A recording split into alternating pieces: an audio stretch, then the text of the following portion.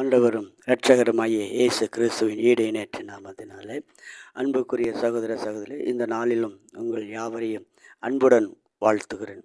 இந்த நாளிலும் ஆண்டவருடைய இயேசு கிறிஸ்துடைய வார்த்தை உங்களுக்கு ஆசீர்வாதமாக ஒரு வார்த்தை வாசிக்கிறேன்.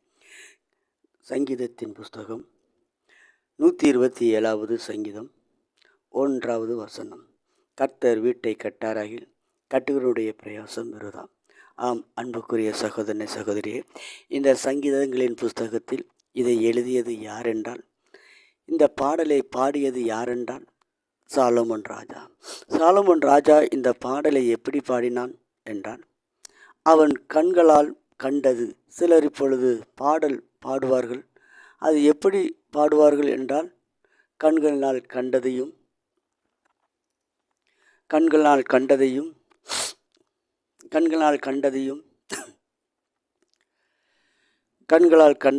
கனவுகளையும் கற்பனைகளால் பாடல் பிறக்கிறது. ஆனால் இவனோ, இந்த சாலமோனோ, தன் கண்களினால் கண்டது பாடலாக பாடுகிறான். எப்படி கண்களால் கண்டான்?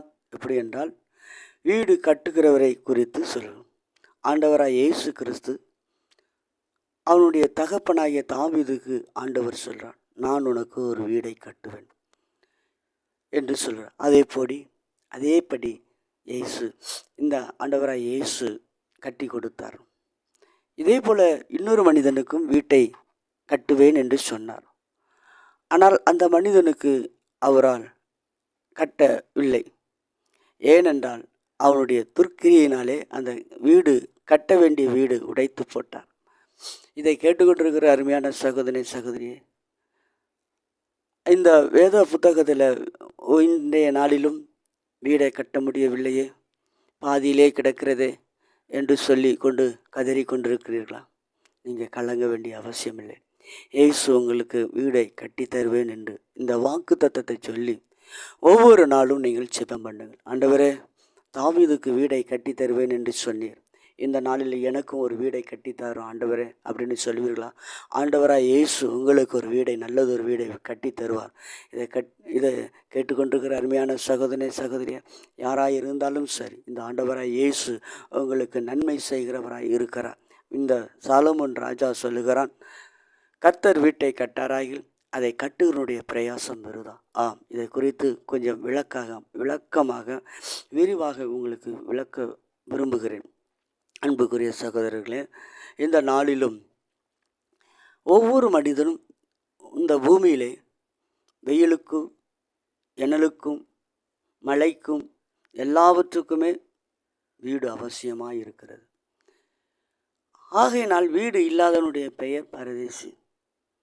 ஆகையினாலே ஒவ்வொரு மனிதனும் அந்த பெயரிலிருந்து வீடை, அந்த பரதேசுங்கிற பெயரை மாற்ற வேண்டும் என்று அநேகர் பிரயாசப்படுவார்கள். அதனால் ஒவ்வொருத்தரும் கஷ்டப்பட்டு எப்படியாகிலும் அஸ்திபாரம் போட்டு விடுவார்கள். வீட்டை பாதி அளவு கட்ட முடியும், அதற்கு மேல் கட்ட முடியாது. இப்படியெல்லாம் சில காரியங்கள் இருக்கிறபடினாலே, அப்போ இதை கட்டுவது யாரு? மனிதனுடைய பிரயாசமோ இல்லை, ஆனால் தேவனுடைய காரியமே இதை சேர்க்கும் என்று வேதவசனம் சொல்கிறது. இதை கேட்டுக்கொண்டிருக்கிற அருமையான சகோதரனே சகோதரியே, தாவீதுக்கு ஏன் வீட்டை தேவன் கட்டி கொடுத்தார்? கட்டுவதற்கு அவனிடத்தில் என்ன காரியங்கள் இருந்தது என்று நாம் வேதாகமத்தில் பார்ப்போமானால், வேதாகமத்தில் அநேக நேரங்களில் அவன் விசுவாச வீரனாக இருந்தான். விசுவாசத்திலே எல்லாவற்றையும் ஜெயம் பெற்றான் என்று வேதவசனம் சொல்லுது. இதை கேட்டுக்கொண்டிருக்கிற அருமையான சகோதரனே சகோதரியே, நீயும் விசுவாசத்தோடு கூட இருப்பாயானால் இந்த ஆண்டவராய் இயேசு உனக்கும் அற்புதங்களை செய்ய ஒரு தாவீதுக்கு வீட்டை கட்டி கொடுத்தது போல் உனக்கும் வீடை கட்டி கொடுப்பார். இதை கேட்டுக்கொண்டிருக்கிற அருமையான சகோதரனை சகோதரியே, வீடு ஒன்று கட்ட முடியலையே, சொந்த வீடு இல்லையே என்று வருத்தப்பட்டு கொண்டிருக்கிறாயா? வருத்தப்படவே அவசியமில்லை. இந்த ஆண்டவரை நோக்கிப்பார். இவர் உனக்கு வீடுகளை கட்டுவதற்கு ஏற்ற பொருளாதார தேவைகளை அவர் சந்திக்கிறவராய் இருக்கிறார்.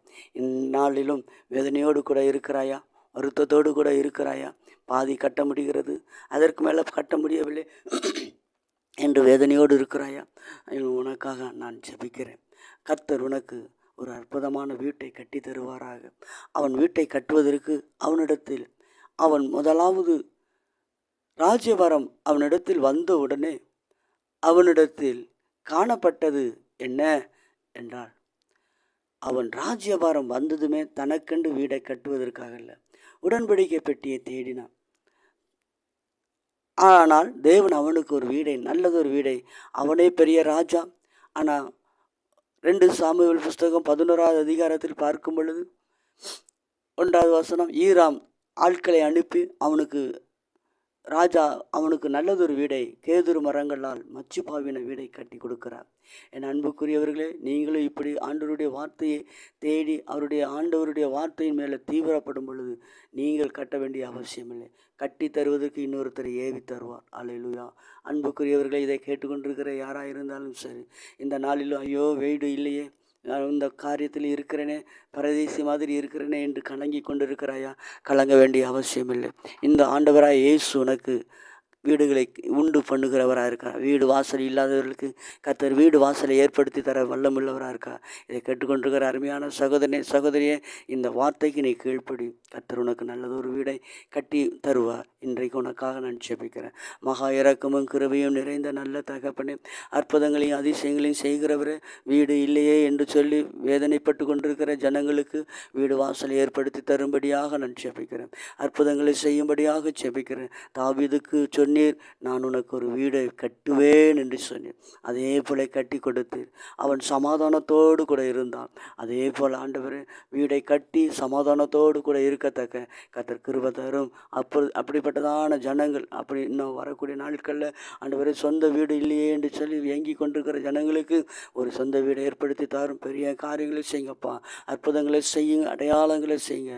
தேவன் நம்முடைய கல்வாரி கரம் வெளிப்படுத்தும். ஒவ்வொருத்தருக்கும் நீர் நன்மை செய்கிறவராய் சுற்றி தெரிந்தீர் என்று வேதவசனம் சொல்கிறது.